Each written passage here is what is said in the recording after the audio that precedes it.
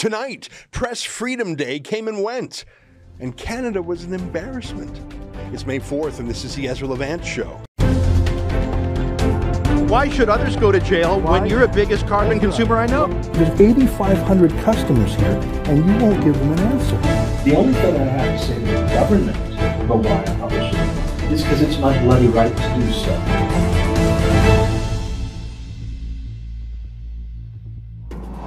Yesterday was Press Freedom Day, or Media Freedom Day, as it's now being called. So little of our media is done on printing presses. That word is archaic. I noticed that most of the people talking about it were government people. In fact, the media itself, the press itself, doesn't really seem to care about freedom anymore, certainly not their own independence. I think they gave that up when they took Trudeau's bailout money. In fact, if anything, I think that most of the mainstream media are positively hostile to the idea of press freedom. Here's just one example. I could give you 20. It's a cartoon by, you probably recognize his style, D'Adder is his name. He does cartoons for various newspapers in Canada as well as for the Washington Post in the States. And there he is with a cartoon depicting freedom as a dangerous thing, as a trick, as something to be worried about.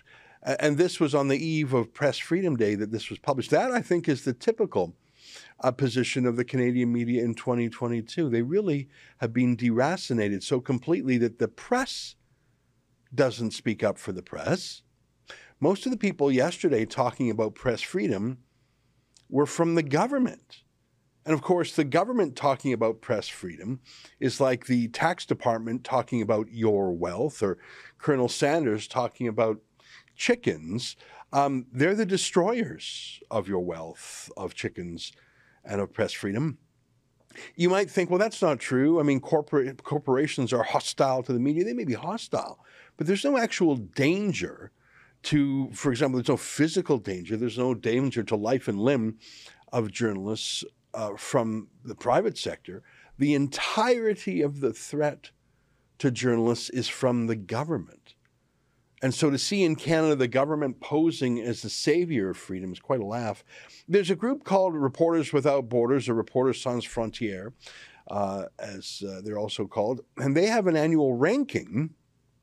They say that Canada in the press freedom rankings fell this past year from 14th best in the world to 19th out of 180 countries. And here's their website. They say, while Canada continues to demonstrate a strong commitment to international press freedom protections and practices, there is more room for progress, particularly with regards to press coverage involving the rights of Indigenous peoples and land disputes. What? I'm not saying there are no issues about those things, but you've got one sentence to sum up press freedom in Canada, and you're saying that it's tough to cover land disputes? What? I'll read a little bit more. Canada's two largest newspapers, the Globe and Mail and the National Post, circulate widely throughout the country. What? Well, first of all, they're not Canada's largest newspaper. That's the Toronto Star, unfortunately. And the Globe and the Post do not circulate widely. In fact, they pretty much shut down any places in the Atlantic where you can even buy them. Both newspapers are shrinking. I don't even know where this comes from. I'll keep reading. The largest radio and television broadcaster is the Canadian Broadcasting Corporation, which is taxpayer funded, produces 2 hours of news daily, both local and national, and broadcasts a separate 24/7 news channel. Other media options include local newspapers, cable television, and other online and radio sources. More than 80% of Canadian media is owned by just 5 corporations. That may be true. Of course, the government has a finger in all of them, or 99% of them, through the bailout. Political context. Media outlets in Canada are generally free of pressure from politicians, political parties, and political movements. The Canadian Broadcasting Corporation is owned by the government, but operates independently. Can you imagine writing that with a straight face? The government has publicly acknowledged that, quote, media freedom remains an important part of democratic societies and essential to the protection of human rights and fundamental freedoms. Well, I'm sure they say that, but then again, so does Cuba and so does Iran. I'll keep reading because it's just such a quirky report. Legal framework. I mean, we've been talking about Bill C-10, now called Bill C-11, Bill C-36, Bill C-18, or I can sum these up by their other names. Censorship provisions, government regulating the internet, the online harms provisions. But this is what these folks at Reporters Without Borders talk about. They say, Canada has repeatedly demonstrated a legal commitment to freedom of the press, including shield laws to protect journalists and their sources. However, in a few instances, journalists have been arrested while covering protests, particularly those over Indigenous rights and land usage.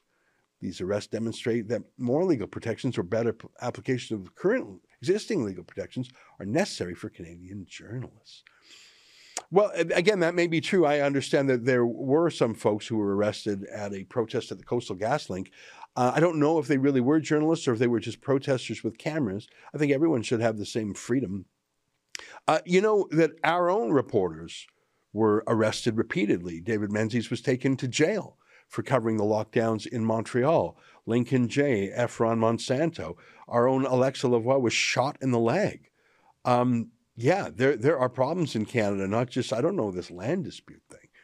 Socio-cultural context. Although the majority of Canadians still say that they have some trust in media institutions, overall trust in media has declined recently in Canada. Social media harassment is a threat to journalists with an online presence and is particularly prevalent against female and minority journalists.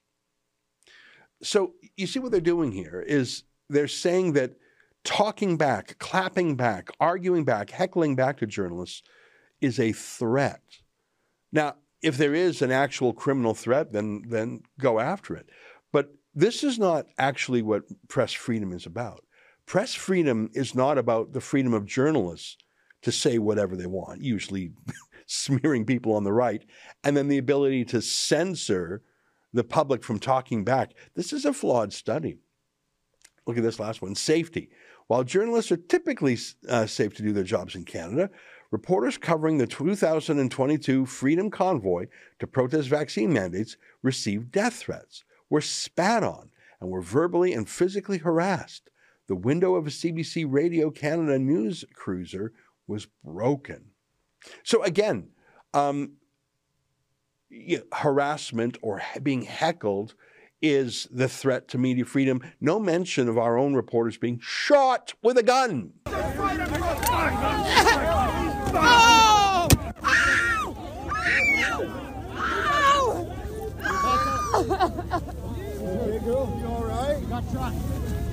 And it's framed as we need to stop citizens from talking back to journalists. I say again, the threat to journalists, not just now, but throughout history, has not been from private citizens or private companies. It's always been from government. You can see that this rating system is infected with that bias, and they're moving towards journalism is about the elites being able to speak with no populist clapback. This is a completely flawed state. Let me tell you the real state of journalism. I want to tell you 8 examples of how press freedom is being infringed, not from people heckling us or being mean to us, but by the government. And these 8 examples are just Rebel News examples. Example number 1, our friend David Menzies was beat up by Justin Trudeau's personal bodyguards. Remember this? It needs a lot of paperwork for me.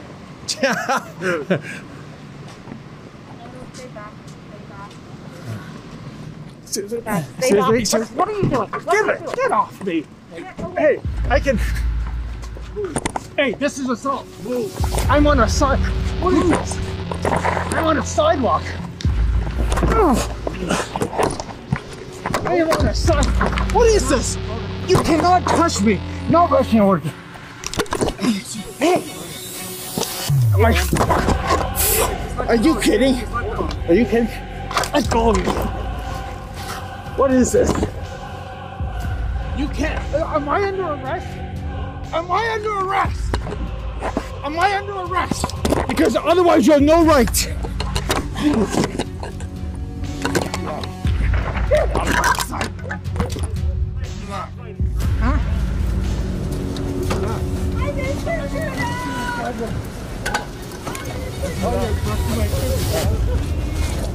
Huh?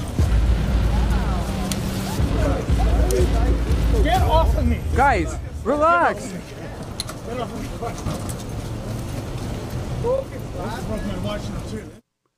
You don't think that's worth mentioning? That the Prime Minister's personal bodyguards beat up our journalists and just threw him down and say, you can go, no charges. You don't think that's worth mentioning? Here's a second example. Maybe this can get your attention. You were talking about the trucker convoy. Alexa Lavoie shot in the leg. What are you doing? What are you doing? Hold him! No, stop him! Stop him! Keep him! Keep him!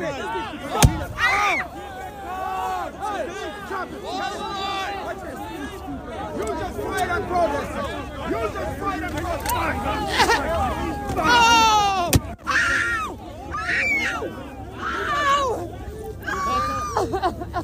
Hey girl, you alright? You got shot. Take care. Bring her out. Bring her out. Come on. Bring her out.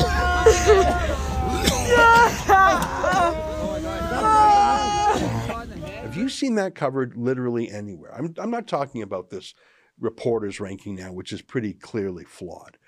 But did you actually see any coverage of Alexa being shot in the leg by any other mainstream media, CBC, CTV, Global, any of the newspapers? Don't you think that's odd? I don't know if you know this, but I am still to this day being prosecuted by Elections Canada for publishing the book, The Libranos. Still to this day. In fact, we're in the federal court right now. That's example number 3.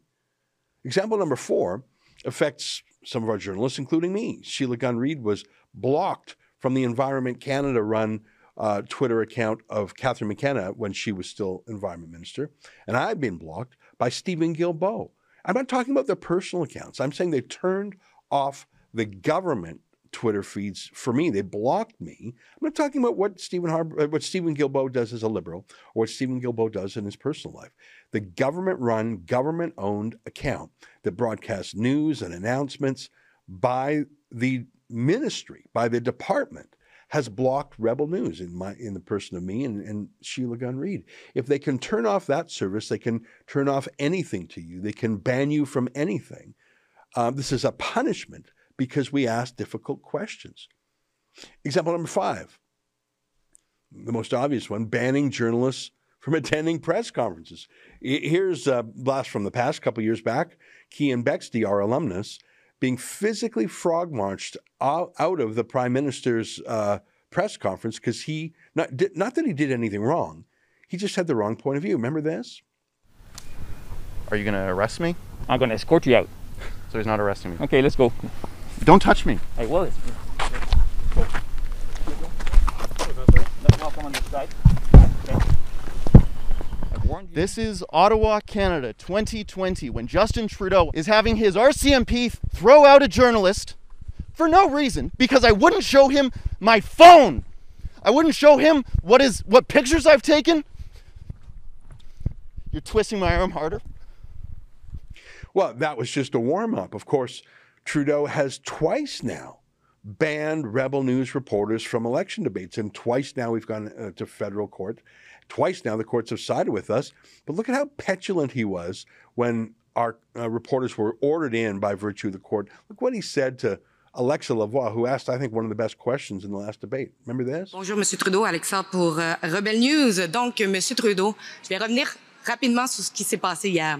Vous avez diabolisé l'un des rares médias qui ne reçoit pas d'argent du gouvernement. Vous avez exprimé votre opinion en disant que nous propageons la désinformation. Si c'était vrai et si c'était le cas, la Cour fédérale ne nous aurait pas permis d'être ici aujourd'hui. Je suis moi-même scientifique et je me base sur les faits. Ma question est la suivante.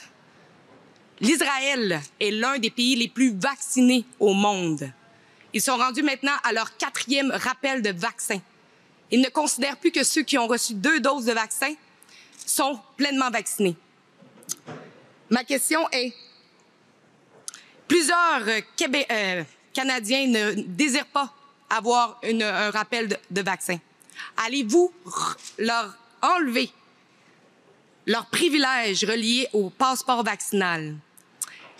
Et aurez-vous l'obligeance de répondre à ma question en tant que Premier ministre ou allez-vous encore diaboliser mon média? J'ai partagé ma perspective sur ton organisation hier soir. J'ai plus rien à dire. démontre bien qui vous êtes. Merci. So that's all old news, but I mentioned new legal developments because that ranking of Canada didn't have anything to say. C11 is a new bill. It used to be called C10. C11 has introduced a requirement that tech companies like Google and Facebook change their algorithms to suit the government's tastes.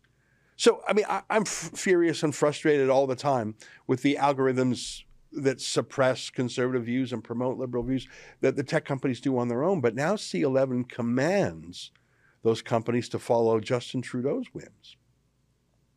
And the eighth one, I'm not sure if it goes to journalistic freedom, but it goes to something about journalism, is that Canadian governments, not just the feds, provincially too, routinely violate access to information laws. You know, some of our access to information requests about Trudeau have been delayed 6 years. For years. Now, we'll wait them out, but the thing is, once we finally get them and they're heavily redacted, they're, you know, the story has gone. The news has gone. The government gets away with them. So that, I give you that as the background. Even this weird and wacky international rating system that clearly doesn't know what's going on in Canada. Even they say Canada has fallen 4 places in the world. But I put it to you, they're not even familiar with half the terrible things that's going on in this country. It's really weird. And that's why the government gaslighting on Press Freedom Day is so gross. Like I say, the private sector doesn't care about press freedom anymore because they've sold out to Trudeau. Like the CBC, CTV, well, I guess CBC's not private sector, but all the newspapers have sold out, so they don't talk about it. But take a look at this. This is from Chrystia Freeland. Democracy depends on a vibrant free press. Yet today around the world, journalists face attacks, persecution, and violence for doing their job. To support our democracies, we need to support our journalists. World Press Freedom Day. You know, Chrystia Freeland talks a lot about foreign journalists, but she doesn't respect domestic Canadian journalists, which is actually her job. You know, it's funny. She's obsessed with Ukraine, and I can understand that. She's Ukrainian by heritage, and it is an important news story. But her friend Vladimir Zelensky, the president of Ukraine, has arrested reporters for criticizing the government. I don't think that she is even-handed about it, but I really don't care about Chrystia Freeland's views about Ukraine. I care about her views about Canada. I just think it very strange. And she herself, I want to give you a little flashback. I don't know if you remember, a few years ago, before the pandemic, Sheila and I traveled with Andrew Lawton of True North to London, England, where Canada was co-hosting a media freedom conference with the British government, and Chrystia Freeland was there. So we're at a media freedom conference on Media Freedom Day. And Freeland just gave a speech, and she was going to have a press conference, and Sheila and Andrew Lawton were there, and Chrystia Freeland said, you can't come into the press conference at a media freedom conference. Now, incredibly, in what may be the only time this ever happened, the rest of the press corps said, well, if they're not allowed, we're not going. Obviously, these were not your Ottawa, Toronto, mean girls. These were, European-based journalists in the main. But here, take a look at this. This is how that went down. This is Sheila. I'm going to play an extended clip. Here's Sheila, who was denied access to Chrystia Freeland's event. Global Mail, Global, CTV, Al Jazeera, CBC, and the National Income with me, please. And the others? What about the rest? The rest of us? The rest will have to see that. No, I think we all go. That's nonsense. No, go. That is nonsense. No, go. Let's take us to the room and we can see if we can. No, we're not going, Brittany. We're just not. We're all going. This is a media freedom conference. Yeah, this is ridiculous. We just don't do that. Yeah, we're not going then. Yeah, if you're at a media freedom conference that you co-sponsor and you're not willing to walk the walk there, I'm guessing you don't actually believe in it. Now, here's Trudeau's heritage minister who took over from Stephen Guilbeault. This is Pablo Rodriguez. He's thanking a room of journalists on World Press Freedom Day, and he says that they're the front line of fighting disinformation. The society, not the government, the society needs you. Take a look at the clip. So I also want to recognize the incredible work that you guys, as journalists, have done in Canada over the past 2 years, from keeping Kenyans up to date on the pandemic to providing on-the-ground coverage of the war in Ukraine.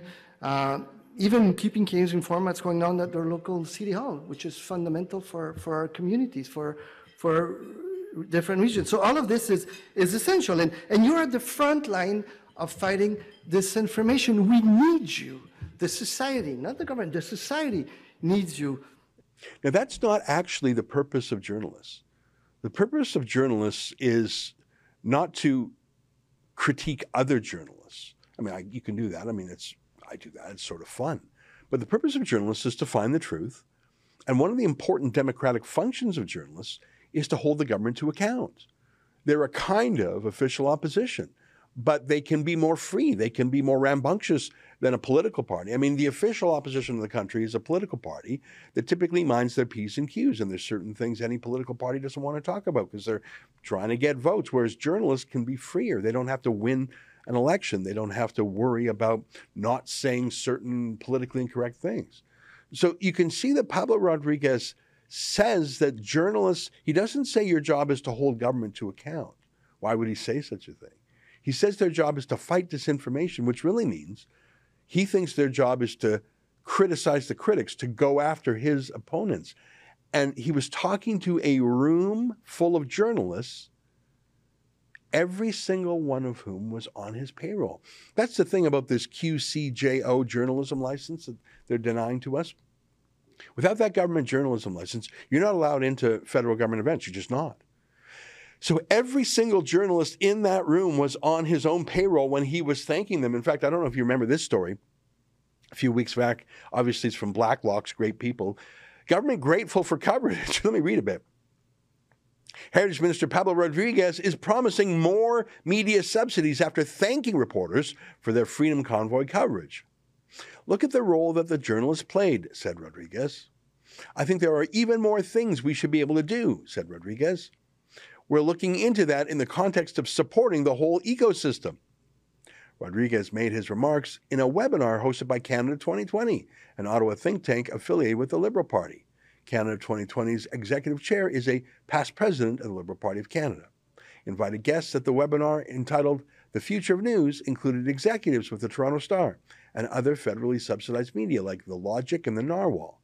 None of the participants reported on his remarks. Isn't that amazing? That's the funny thing is, see, when you're taking millions and cumulatively billions of dollars from Trudeau for your media company, you're probably not going to report that to your own viewers. You become complicit in it. You're on Team Trudeau, keeping things on the lowdown. Remember when $61 million was given out in a rush by Trudeau before the last election? Not a single one of the recipients reported on that. It was us and one other independent news agency that did. Pablo Rodriguez, Chrystia Freeland, they're atrocious, but Trudeau himself is obviously the worst. Here's what he said on Twitter. What a laugh. To journalists across the country and around the world, thank you for your relentless pursuit of the truth and for your commitment to sharing those truths. Today we celebrate your work and we pay tribute to your colleagues who have been injured or lost their lives on the job. I don't think any Canadian journalists lost their lives on the job. I don't know any who were injured other than our own reporters who were assaulted by his goons. But at least he did talk about finding the truth. But he put out a larger press release. I'm going to go through most of it with you. I want to show you the doublespeak. And this goes to my earlier point. The government really shouldn't be talking about press freedom. The government is the mortician for press freedom. The government is the antithesis. It's the enemy of press freedom. But the only thing our press these days has to say is that freedom isn't good anymore. Here, let me read. The Prime Minister, Justin Trudeau, today issued the following statement on World Press Freedom Day. Today on World Press Freedom Day, we honor the many journalists here in Canada and around the world who work tirelessly to seek out and report on the truth. We also reaffirm our long-standing commitment to the freedom of the press, a foundational pillar of our democracy, and recognize who have been injured or lost their lives defending freedom of the press. While Canada enjoys a strong and free press, we know that this is not the case everywhere.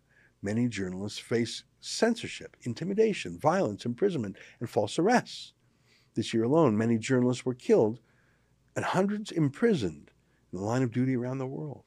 This serves as a reminder that we must continue to advocate for journalists and for a strong and free press. But like I've told you several times today, our journalists have been jailed, our journalists have been shot, our journalists have been arrested, our journalists have been frog-marched out of federal events, our journalists have had to go to court to get in, our journalists, once they were given in by the courts, were condemned by Trudeau. How can he say these? How can you be such a sociopath that you know what you've done? You're active in persecuting and denying Rebel News, and yet you claim to be a champion of free journalism against censorship. Oh, but he loves to beat up on Russia. As Russia continues its illegal and unjustifiable invasion of Ukraine, we thank the reporters on the front lines who are risking their lives to deliver accurate information to the world in the age of disinformation and misinformation. Independent, fact-based reporting is vital. We must all come together to support the work of journalists and double down in the fight against disinformation. Again, what's the disinformation thing? It's a war over there, so there's disinformation on both sides. I mean, that whole Ghost of Kiev thing was, obviously a myth. It's war. Truth is the first casualty in a war. And again, I'm more interested in what he thinks about journalism and freedom here in Canada. But look at his obsession with misinformation and disinformation. One man's misinformation and disinformation is another man's talkback. And everything here, from all of these politicians and from the Reporters Without Borders group itself, is focused on protect elite speech, demonize critical speech, protect speech that praises the government, demonize the opposition as disinformation. Let me read a little more. The Government of Canada is supporting media freedom at home and abroad. As co-chair of the Media Freedom Coalition and as 2022 chair of the Freedom Online Coalition, Canada is working with international partners to defend media freedom. We are also addressing the challenges and the spread of disinformation online by giving people the tools to recognize disinformation and working to build a healthy information ecosystem, including through the Digital Citizen Initiative and new investments in Budget 2022 to fight disinformation. Canada is also providing $13.4 million over 5 years to bolster the G7 Rapid Response Mechanism, which strengthens coordination between countries in identifying and responding to foreign threats to democracy, including state-sponsored disinformation. Well, he should know. That's not journalism that he's supporting. That's anti-journalism. That's government criticizing journalists. That's government vetting journalists. It's not the government's place to vet journalists. It's the journalist's place to vet governments. It's incredible how he can say these things. I remind you that short weeks ago, only after an access to information request was made by Professor Michael Geist, did we see the hundreds of submissions by not only the public, but by experts in the industry in response to Trudeau's online plans. You might remember that Twitter said the only other place they've seen this kind of censorship is in places like China, North Korea, and Iran. How perverse is it that Justin Trudeau, who is bringing in North Korean-style censorship, is the chair of some international freedom group for the internet? Obviously, the whole thing is corrupted. You know, I think the fact that Justin Trudeau and Chrystia Freeland and Pablo Rodriguez did more talking about Media Freedom Day than the journalists and the journalist organizations tells you a lot. But what they said and what they're getting away with, my friends, I think this is going to be the battle for the years ahead. The pandemic was their template. It gave them the excuse to censor in the name of public health. But they're just getting started. I think the biggest battles are yet to come. Stay with us for more.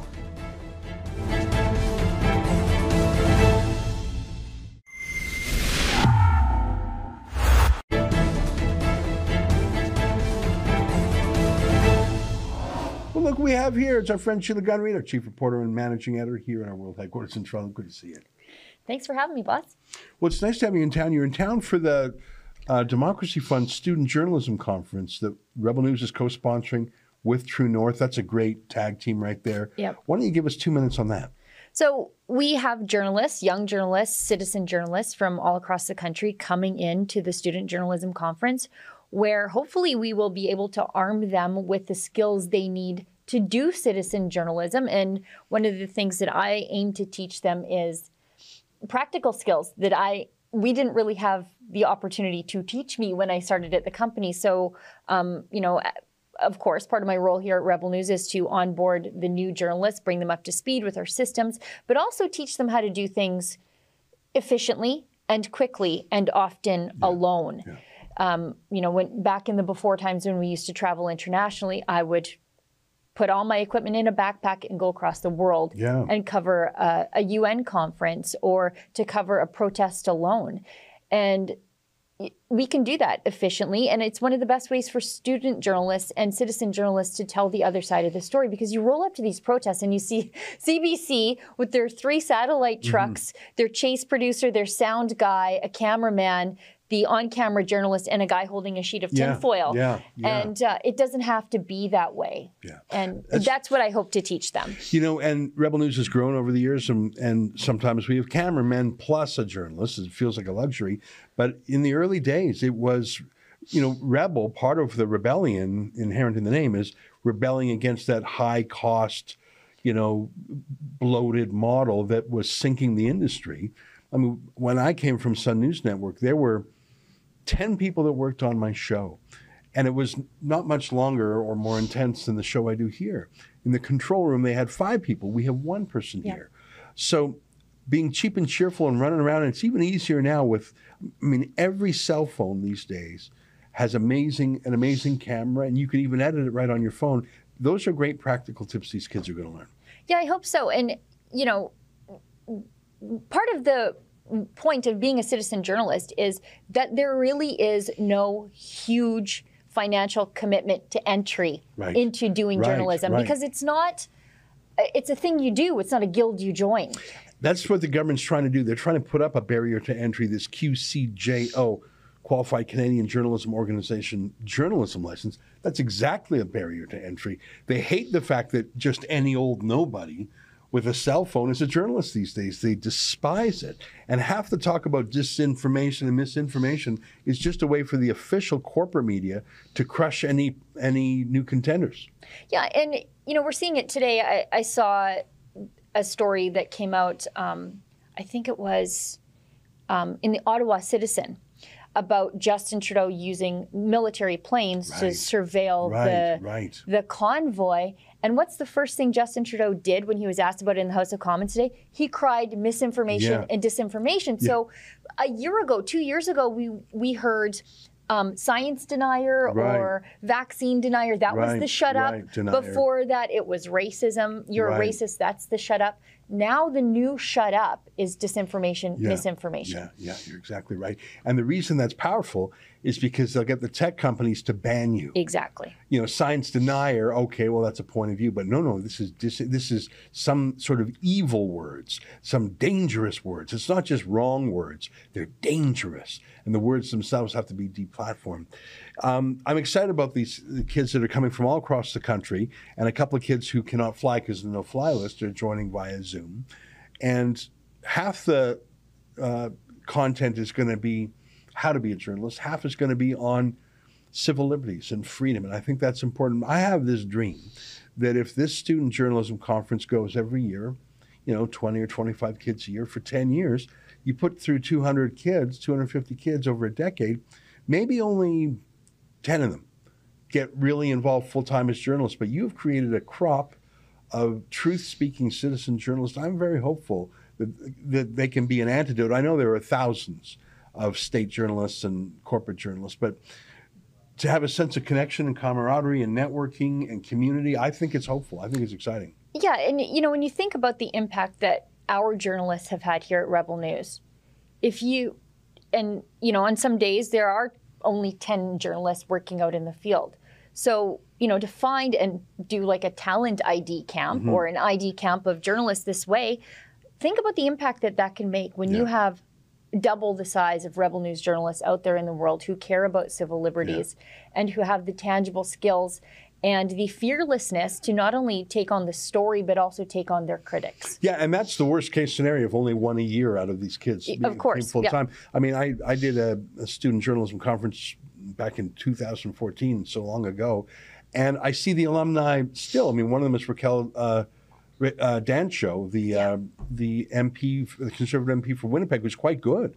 And you could tell she was good even back then. So just to help gives some speed and direction to these young folks, I think good things will come from it. Well, I'm really glad you're there flying the flag for Rebel News. And I know True North has some folks there too. I'm going to pop by myself. Dave Rubin is joining via Zoom. I think it's going to be Robbie Picard. Yep. So there's going to be a great lineup. Hey, I want to just ask you a little bit more about Press Freedom Day. It really irks me that day has been colonized by the censors. That Chrystia Freeland and Justin Trudeau, who are leading the free world's worst censorship campaign, that Twitter has compared to North Korea's, that they are calling themselves the free speech people, the free press people, and no one's really calling them on it. Yeah, it's funny how the Liberals conflate defending free speech with giving journalists money. Those two are not the same thing. But for some reason, Justin Trudeau, but not just Justin Trudeau, the mainstream media also thinks that that's the same thing too. It's actually the opposite. It's colonizing the media with your thought, with your viewpoint. I wrote it up for the website the other day where Justin Trudeau has overseen one of the most drastic declines in press freedom in the free world. Right. And I went back and looked at where Stephen Harper sat on this issue in his last year in office. Canada was at number 8. And I remember 2015, although it seems so long ago, the media could not shut up about the stranglehold that Stephen Harper had on his party and on information and how poorly he treated journalists. But Canada right now, even though, the rankings are a bit funky and skewed and they don't make a lot of sense, but even by their metrics, their left-wing metrics, we've plummeted to 19. Yeah, I mean, the things they said about Donald Trump being a fascist, I mean, it's Give me a break. Yeah. Oh, my God. Well, listen, I'm proud of the Rebel, and you're a chief reporter. I'm delighted to have you out here. And every time you come out here, it's a little bit different. We have new folks. I mean, we've had to rearrange some of the desks just to jam more people in here. It's sort of fun. It's great to see you, Sheila. Thanks, boss. All right, there you have it. Sheila Gunn Reid, our chief reporter. Stay with us. Your letters to me, including a comment about my scruff. That's next.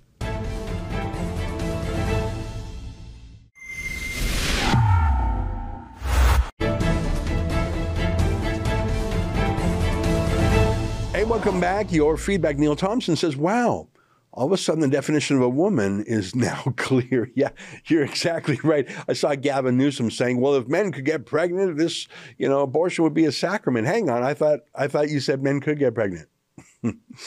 Ray-Ban Nights 432 says, there are bigger problems to worry about. This is just another political distraction to get the left proactive again. I think there's some truth to that.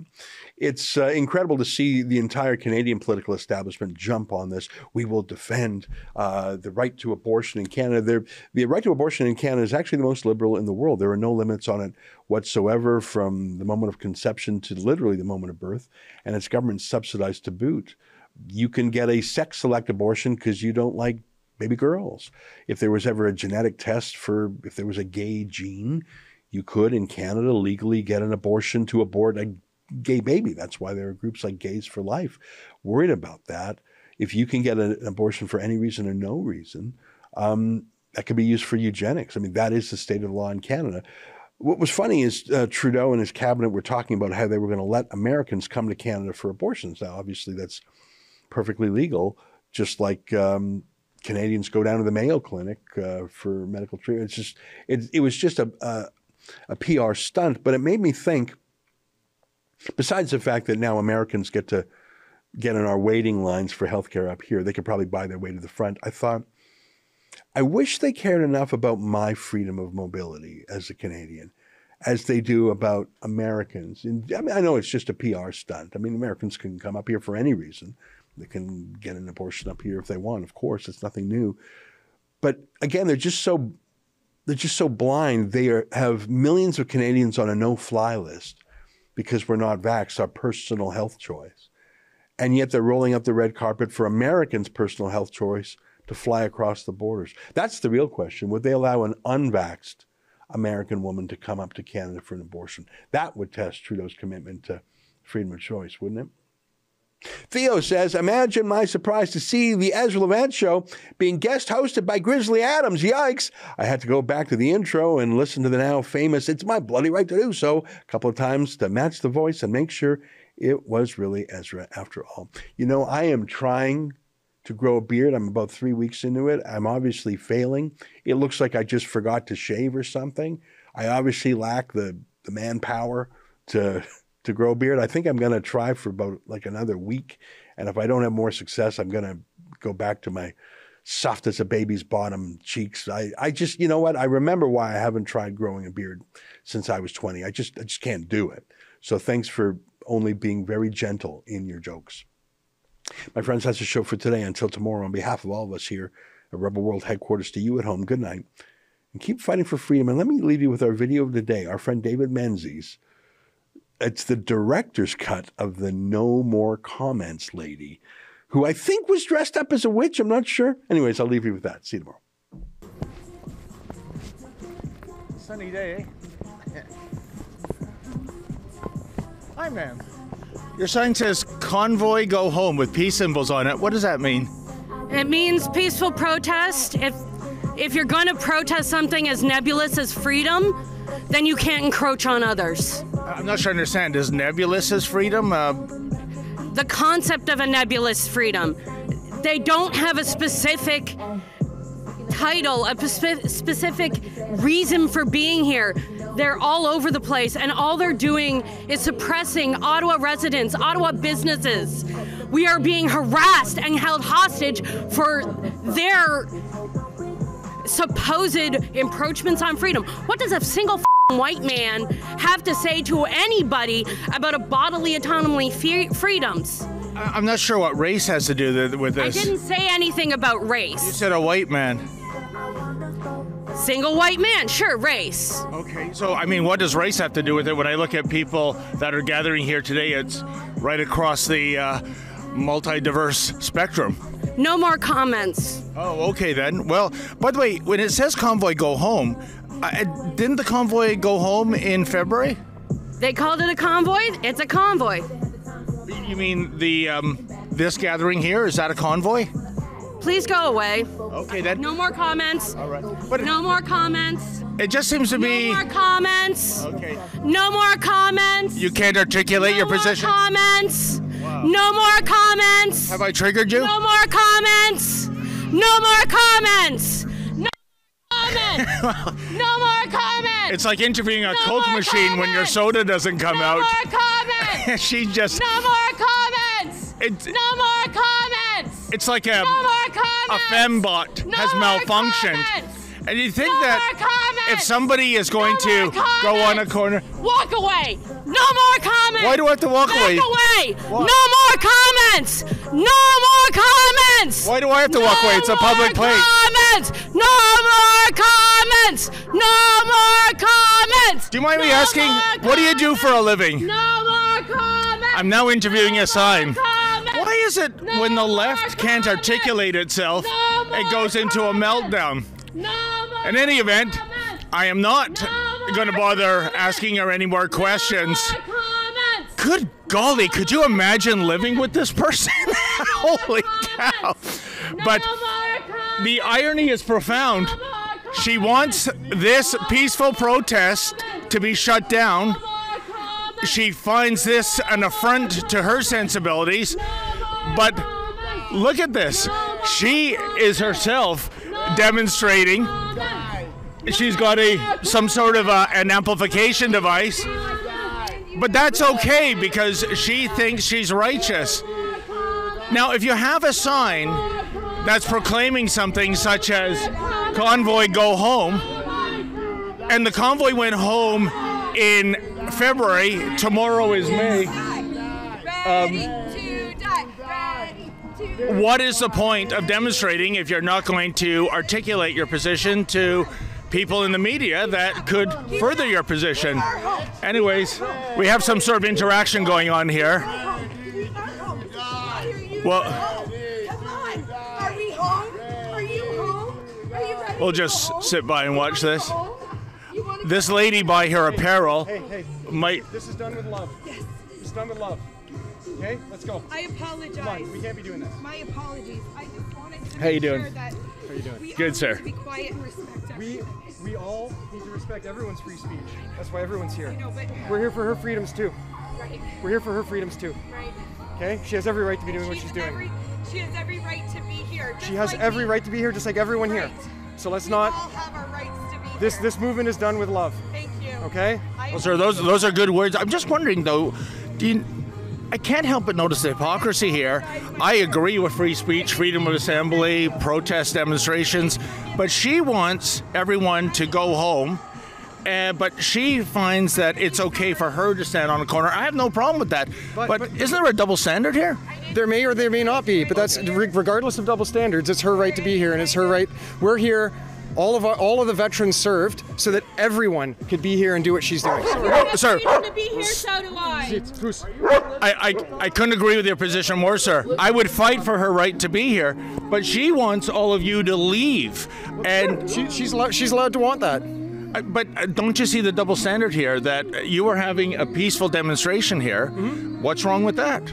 There's nothing wrong with that either. Okay. We're expressing our free speech and she's expressing hers, and any of us, any veteran, would die for her right to do what she's doing. 100%, but I don't think she understands that, because... I think she does, or whether she does or not is not my concern. Okay, then. Because we're standing on the principles of what's right and fair and what should be the standard in a free and democratic society. Right, but I would say this is someone that subscribes to cancel culture. If you don't think her way, she doesn't agree to disagree. She wants all opinions eradicated that don't fall in lockstep with hers. That's what I'm getting at, the double standard. I'm 100% with you. I would fight for her right to be here. I don't want her to leave. She has something to say. It's hate speech. This is hate. I mean, this is hate. Oh, you find it to be hate, sir? It is hateful. They the extreme left claim to be a party of inclusion. But I mean, come on, man. This is hate the other way. I'm not sure if it would meet the benchmarks of hate, okay, but not hate in that manner. But I mean, it's a hateful message. It's not a message of love, and I think over here at the convoy, it's a message of love. I think it's a message. I respect their right to totally protest. 100%. I'm not heckling them. Have fun. I think it's a message of hypocrisy. She is demonstrating, and I fully support her right to demonstrate. But the purpose of her demonstration is saying to those people, leave, get out of my city. Isn't that a double standard? It's the hypocrisy. You people, the residents of Ottawa, you know, you live in the capital of the country. This capital belongs to everyone, whether you like it or not. You chose to live in the capital of Canada. If our leader is a bad leader and pisses people off, well, this is what happens. And you live in the capital, man. Go live in Karachi, Pakistan. Go live in like India and tell me if you guys like honking and noise. Like, this is nothing. You guys had it. This is nothing. Nobody even lives downtown here. It's all a joke. It's all a charade. I'm getting the feeling you might have more rights in Karachi, Pakistan than you do on Parliament Hill these days. No, but I mean, those are noisy cities. This is not a noisy. This is the boringest city I've ever been to. Honestly, I'm from Montreal.